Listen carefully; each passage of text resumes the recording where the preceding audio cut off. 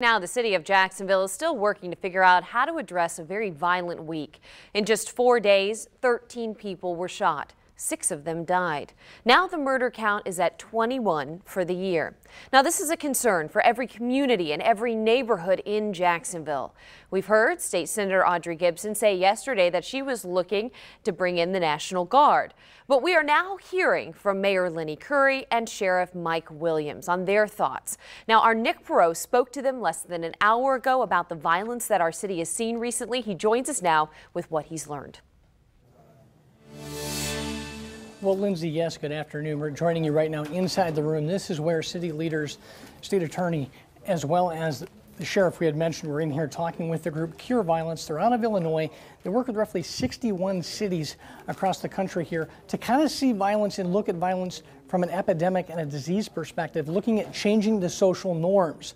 Now, coming in here, as you addressed at the top of the show here, talking with that National Guard kind of comment, would the city look at that? I asked both the mayor and the sheriff, and they told me right now they're going to continue operations as normal right now. Talked about overtime with officers, talked about continuing using ShotSpotter, using some hot spots that they've monitored over the last years through the Curry administration, saying that will continue operation as usual. The mayor once again going back to his public safety commitment, saying those out there in the community can continue to see the emphasis and the investment on public safety following this weekend's shootings.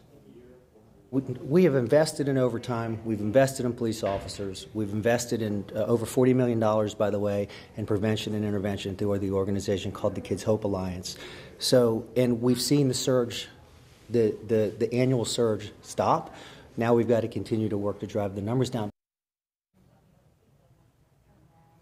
And back out here live, if you are interested, later on today from 2 to 5 o'clock, there's going to be a Cure Violence workshop involving the Kids Hope Alliance here again, 2 to 5 o'clock. Keep it right here for the latest as we continue to cover this story and the mayor and sheriff's reaction. We'll have that for you tonight on First Coast News. Live from City Hall, Nick Perot, First Coast News on your side. And like you said, make sure you do stay with First Coast News as we continue to push for answers about what will be done about this violence. We'll have more coverage on the issue tonight, starting at 5 o'clock.